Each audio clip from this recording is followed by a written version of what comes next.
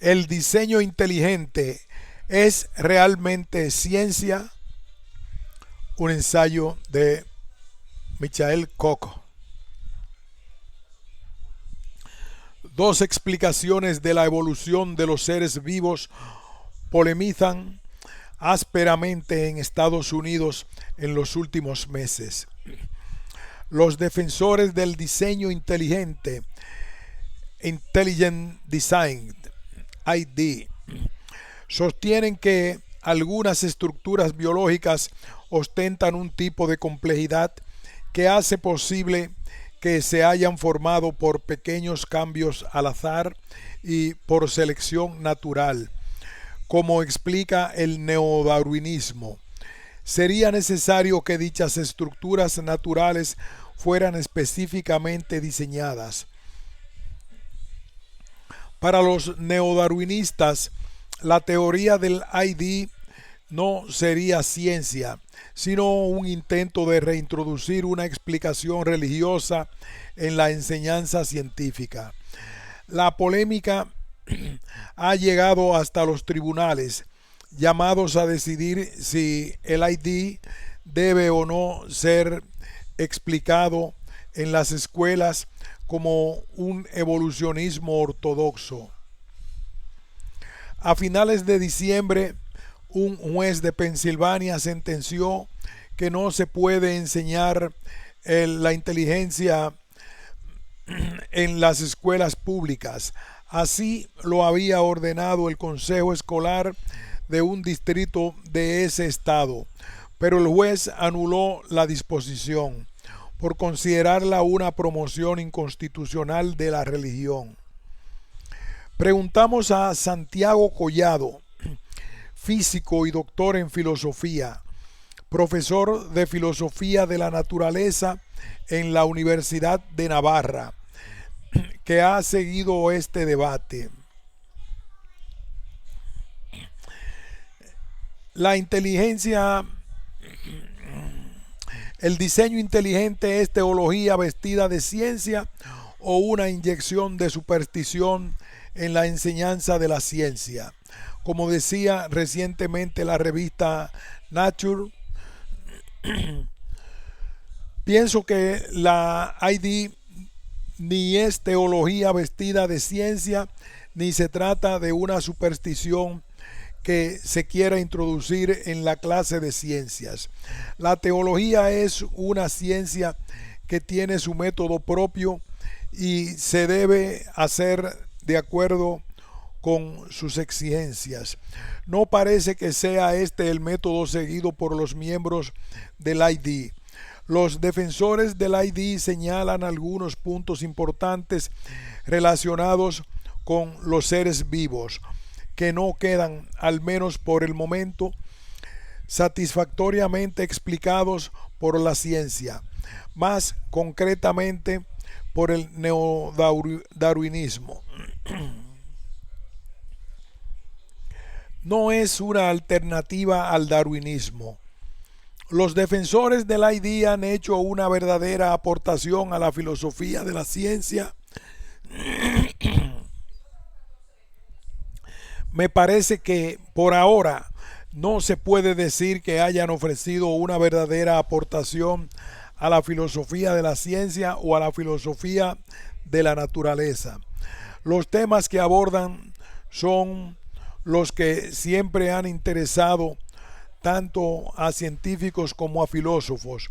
Pienso, sin embargo, que el debate es muy interesante, no por su novedad, sino porque sirve para avivar el debate filosófico en cuestiones importantes y porque obliga a reflexionar sobre problemas en los que se debe avanzar mucho todavía. La noción de complejidad irreductible es un verdadero quebradero de cabeza para el darwinismo. Creo que la noción de complejidad irreductible es un auténtico desafío para el darwinismo. En mi opinión, obliga a buscar otros caminos dentro de la ciencia, sin incluir ni olvidar que ya han mostrado su validez, que también ayuden a explicar la asombrosa evolución y complejidad de los seres vivos.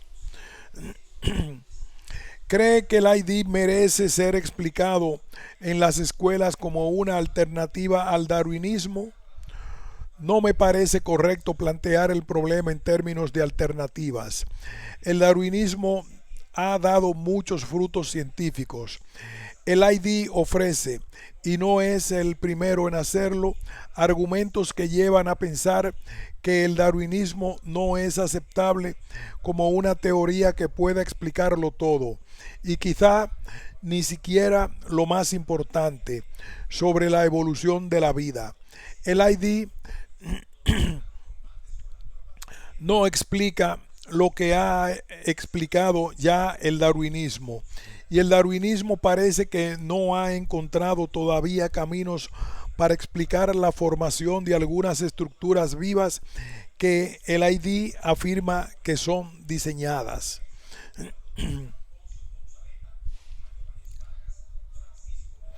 La ciencia sabe que tiene lagunas importantes en sus respuestas a los problemas que plantea la explicación de la vida. Esto me parece que se puede y se debe decir en las escuelas. Tampoco me parecería justo poner en un plano de igualdad como teorías científicas al ID y al darwinismo en la enseñanza de la biología. Sí me parecería correcto explicar los argumentos más importantes que defienden los miembros del ID para mostrar las insuficiencias del darwinismo. Esos argumentos sí tienen una base científica. ID y providencia. El ID es una única explicación de la evolución compatible con el cristianismo. Para el cristianismo, el mundo es creado por Dios y en consecuencia, el mundo depende en lo más radical en su ser de Dios. Las leyes que rigen el comportamiento de la realidad natural forman parte de la providencia ordinaria de Dios sobre sus criaturas. Dios actuó en la creación y sigue actuando con su providencia ordinaria en el momento presente de una realidad. Dios puede actuar en sus criaturas de una manera extraordinaria, es decir, superando el alcance de las leyes naturales, pero dicha intervención no es necesaria, aunque se haya producido en diversas ocasiones, como por ejemplo en los milagros. El ID coincide con la teología cristiana en que Dios actúa sobre el mundo, pero parece restar poder a su providencia ordinaria, exigiéndole a él o a otro ser inteligente desconocido para nosotros una serie de intervenciones extraordinarias que son las que explicarían la complejidad de la naturaleza tal como la conocemos hoy día. Inicialmente parece que el ID es un refuerzo de lo que dice la fe cristiana. Dios interviene en el mundo, pero en realidad se está diciendo algo bastante distinto. La polémica norteamericana. ¿A qué se debe que esta polémica se plantee en términos tan ásperos en Estados Unidos? Ya desde la publicación de El origen de las especies, el debate científico se vio teñido con tintes ideológicos, tanto por su parte de los defensores del darwinismo como de sus detractores. La sociología particular de los Estados Unidos, la existencia de actitudes fundamentalistas y el hecho de que algunos evolucionistas mantengan de una manera más o menos encubierta un materialismo cerrado a la trascendencia, me parece que forma parte del problema. ¿Puede salir algo positivo de este debate? parece haber llevado a muchos científicos a examinar más atentamente las bases de la teoría de la evolución. Me parece muy positivo que se esté dando este debate.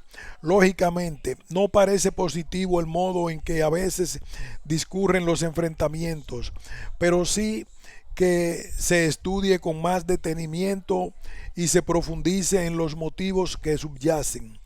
Entre otros muchos puntos, me parece muy importante el hecho de que pueda iluminar el papel que debe cumplir la filosofía de la naturaleza, hecha hoy en día sobre todo por científicos, en las reflexiones sobre el mundo material y en nuestra visión del cosmos.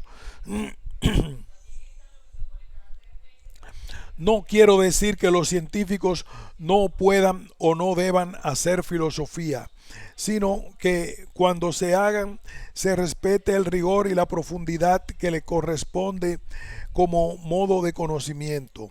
Esto último exige, por ejemplo, que las reflexiones sobre estos temas aclaren y pongan de manifiesto los aspectos ideológicos, filosóficos y teológicos o antiteológicos que con frecuencia están solo implícitos en las discusiones. Darwinismo dogmático.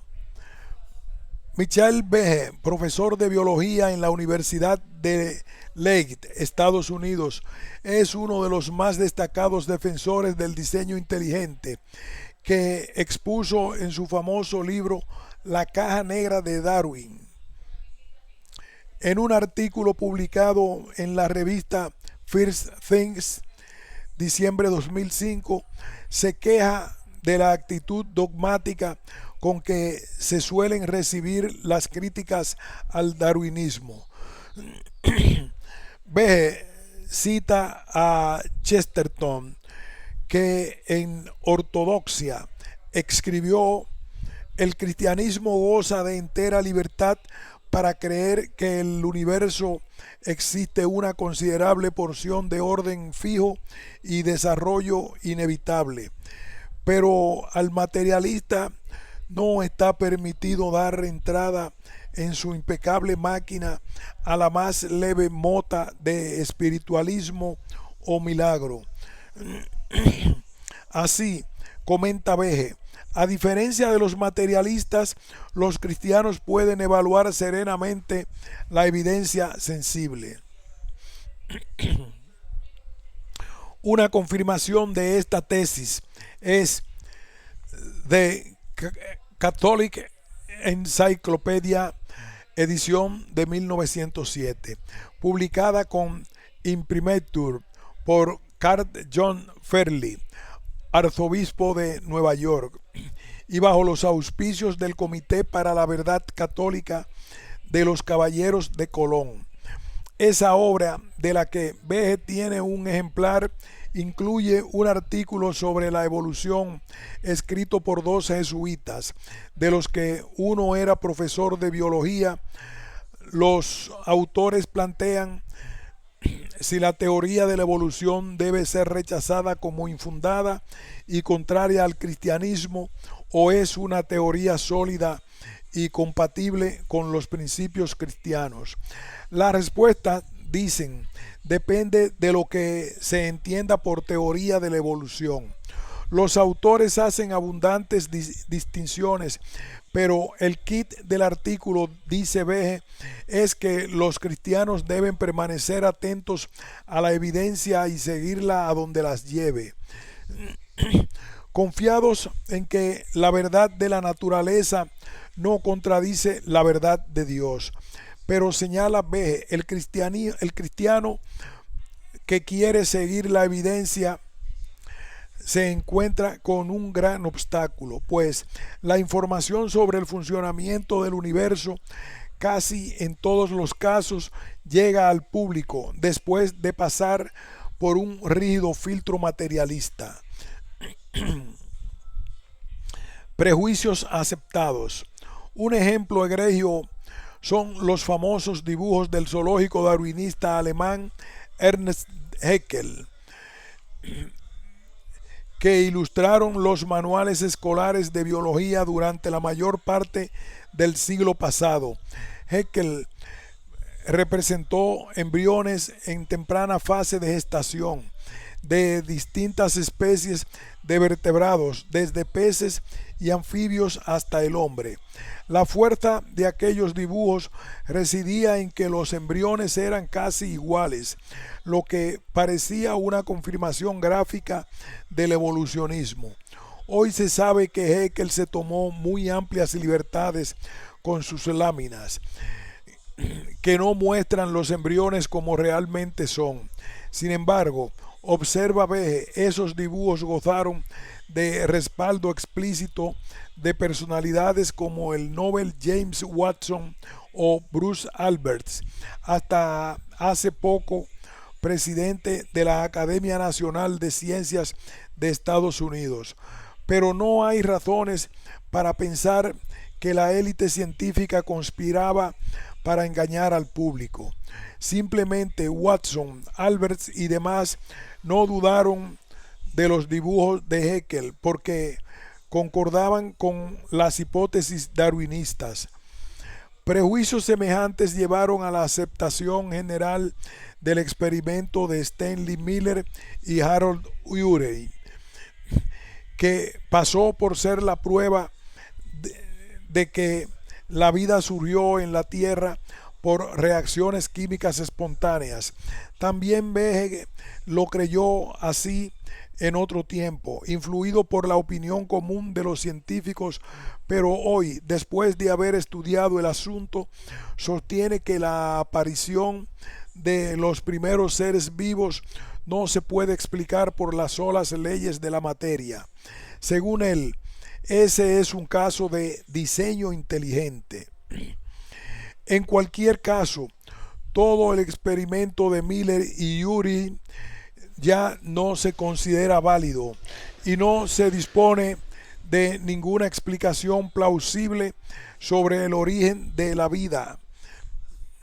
Pese a todo, señala Behe, los principios permanecen en pie, como muestra un folleto, Science and Creationism, publicado en 1999 por la Academia Nacional de Ciencias de Estados Unidos.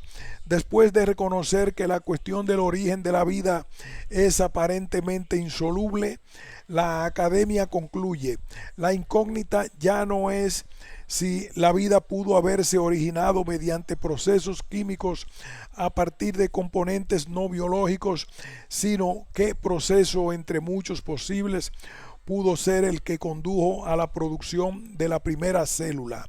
Behe comenta: dicho de otro modo, no importa qué dice la evidencia, la única conclusión concebible es una conclusión materialista. Compromiso con el materialismo.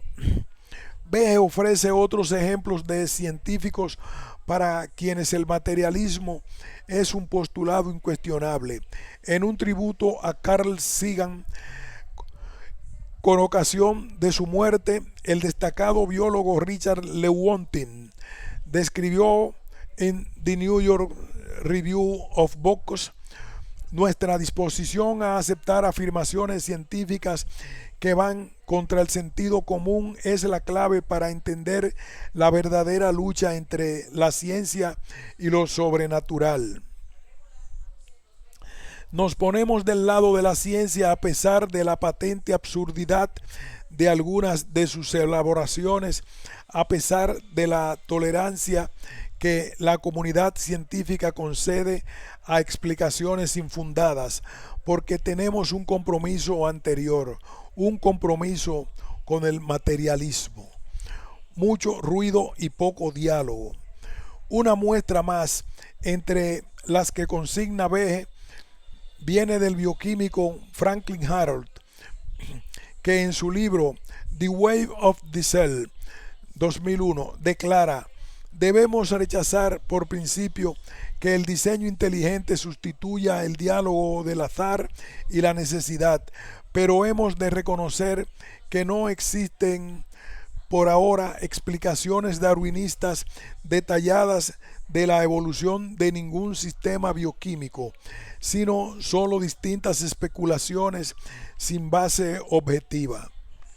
Lo anterior manifiesta, dice Behe, que el materialismo es una ideología más que una mera opción científica. Esto ayuda a comprender la pasión con que a menudo se lo defiende, como el autor del artículo sabe por experiencia propia. A veces los darwinistas me señalan como el más razonable de los partidarios del diseño inteligente porque he escrito que considero verdadera la tesis de la ascendencia común, o sea, que todos los seres vivos de la Tierra proceden de un mismo ancestro genético. Pero esto no le ha valido palabra más, pero esto no le ha valido palabras más amables en los debates públicos, cuando doy conferencias en defensa de la idea de que se necesita admitir expresamente la inteligencia para explicar algunos aspectos de la biología. La respuesta no suele ser interesante, pero no estoy de acuerdo. No, la gente reacciona con ira, denunciando como herejía intolerable el más leve reparo al materialismo. Se ve, pues, que el debate en torno al diseño inteligente tiene mucho ruido y poco diálogo. Es frecuente la confusión de planos, con saltos no reconocidos de la ciencia experimental a la filosofía. Ahora bien, en la mayor parte de los casos, el materialismo es una ideología no deliberadamente elegida, sino inconscientemente asumida por influencia ambiental. El materialista que decide serlo está en su derecho, pero ¿cómo asegurar la libertad de los estudiantes, a menudo disminuida por recibir información unilateral? Behe sugiere darles a conocer declaraciones como las citadas más arriba, de científicos que han optado por el materialismo y contra el teísmo, así como enseñarles ejemplos del pasado, como los dibujos de Haeckel, que partir de presupuestos materialistas llevaron a admitir teorías falsas o cuestionables. Fin de este ensayo.